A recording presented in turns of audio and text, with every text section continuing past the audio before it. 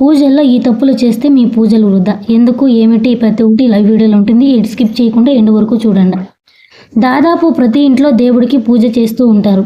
హిందూ సంప్రదాయంలో దీపారాధన జరిగే ప్రదేశంలో మహాలక్ష్మి స్థిరవాసం చేస్తుందని, దీపం లేని ఇల్లు కాల విష్ణువుకి సమానమని, ఆ లక్ష్మి స్థానం అవుతాయని పెద్దల మాట.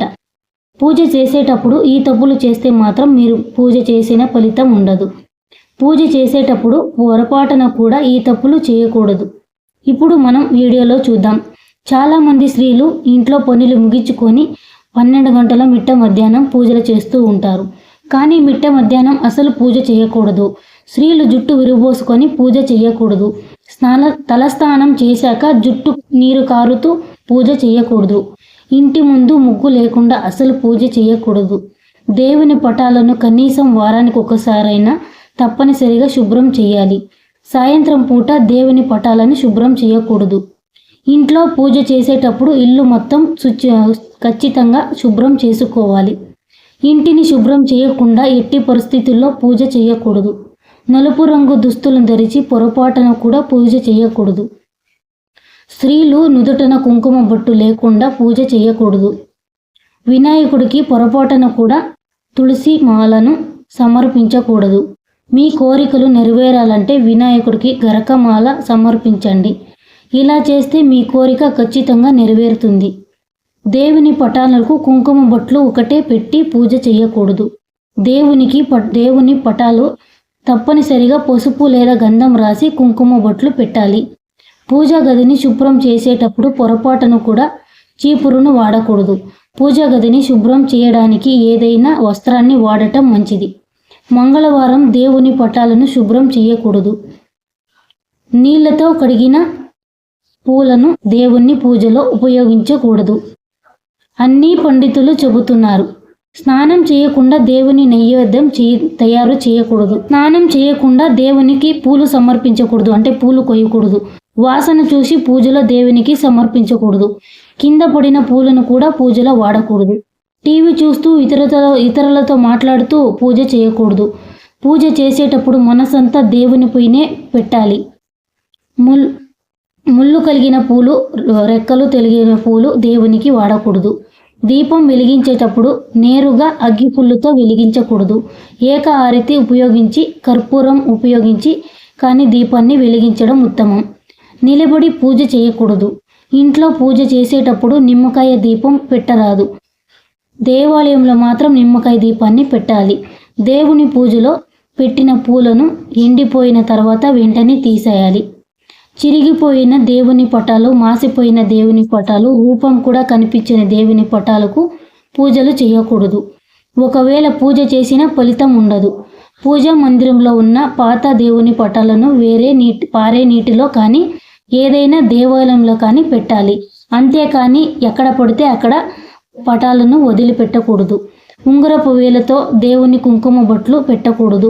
మధ్య వేలుతో మాత్రమే దేవుని కుంకుమ బొట్లు పెట్టాలి. ఒక ఒత్తితో దీపారాధన చేయకూడదు. వేరుశనగ కాయ నూనెతో దీపారాధన చేయకూడదు. దక్షిణ ముఖంగా దీపం వెలిగించకూడదు. అగరబత్తితో దీపం రాధన నుండి వెలిగించాలి. శివుడికి ఎట్టి పరిస్థితుల్లోనూ ఎర్రటి పుష్పాలను సమర్పించకూడదు. శివుడికి పసుపు పూలు సమర్పిస్తే కోరికలు ఖచ్చితంగా నెరవేరుతాయి. దేవుని పటాలను మంగళవారం లాగా అలాగే శుక్రవారం శుభ్రం చేయకూడదు. దేవుని పటాలను శనివారం మాత్రం శుభ్రం చేసుకోవాలి. శనివారం పూజ చేసేటప్పుడు బియ్య పిండితో ప్రమిదలు చేసి నువ్వుల నూనెతో దీపం వెలిగిస్తే మీ ఇంటికి చాలా మంచిది జరుగుతుంది. చిరిగిన బట్టలు ధరించి పూజ చేయకూడదు అని పండితులు చెబుతున్నారు. ఎందుకంటే చిరిగిన బట్టలు ధరిస్తే పూజ చేస్తే పేదరికం వస్తుంది. ప్రమిదలు దీపారాధన చేయకూడదని వేద పండితులు చెబుతున్నారు. స్టీల్ ప్రమిదలు దీపారాధన చేసే ప్రమిదలు పెట్టి నీళ్ళపై పెట్టకూడదు. ఇలా చేస్తే దీపాన్ని అగౌరవపరిచినట్టు అవుతుంది. కాబట్టి ప్రమిదల కింద తమలపాకు కానీ మందార పువ్వు కానీ ఏదైనా చిన్న ప్లేట్ కానీ తప్పనిసరిగా పెట్టాలి. చాలామంది పూజ చేసేటప్పుడు పూజా మందిరంలో ముగ్గు వేయరు. కానీ మీరు చేసే పూజకు రెట్టింపు ఫలితం లభించాలంటే పూజా మందిరంలో తప్పనిసరిగా ముగ్గు వేయాలి. పూజా మందిరంలో దేవుని పటాలు ఒకదానికొకటి ఎదురుగా ఉండకూడదు. దేవునికి పూజ చేసేటప్పుడు నైవేద్యం పెట్టకుండా పూజ చేయకూడదు. దేవుని పూజలో చిన్న బెల్లం ముక్కైనా దేవునికి నైవేద్యంగా పెట్టాలి. చాలామంది రేపు చేసే పూజలో ఈరోజు సాయంత్రం దేవుని పటాలను శుభ్రం చేస్తారు. కానీ ఇలా చేయడం చాలామంది అగరబత్తులను అలాగే ధూపాలు పొగ రావాలని నోటితో ఊత్తూ ఉంటారు. అలా అస్సలు చేయకూడదు. పూజ సామాగ్రి శుభ్రం చేయడానికి సరిపడా సపరేట్గా సబ్బుని పెట్టుకోవాలి. అంతేకాని పూజా సామాగ్రిలను శుభ్రం చేయడానికి అలాగే ఇంట్లో వస్తువులను శుభ్రం చేయడానికి ఒకే సబ్బుని వాడకూడదు.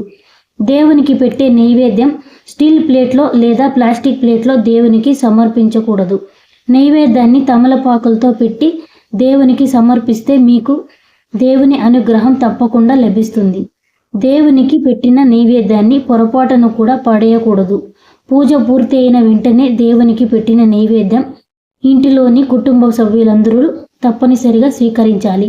ఇలా చేయటం ద్వారా దేవుని అనుగ్రహం ఎల్లప్పుడూ మీ కుటుంబంపై ఉంటుంది. పూజా గదిలో తప్పనిసరిగా అక్షింతలు ఉండేలా చూసుకోవాలి. మీరు బయటికి వెళ్ళిన పని దిగ్విజయంగా జరగాలి అంటే పూజా గదిలో అక్షింతలు మీ ఇంట్లో పెద్దవారి చేత తలపైన వేయించుకొని ఆశీర్వాదాలు తీసుకోండి. ఇలా చేయడం ద్వారా మీరు బయటకు వెళ్ళిన పని ఎటువంటి అడ్డు ఆటంకాలు లేకుండా దిగ్విజయంగా పూర్తి చేస్తారు. తథాస్తు దేవతలు ఎక్కువగా యజ్ఞయాగాలు పూజలు జరిగే చోట సంచరిస్తూ ఉంటారు. కాబట్టి సాయంత్రం చేసే పూజలు చాలా శక్తి ఉంటుంది.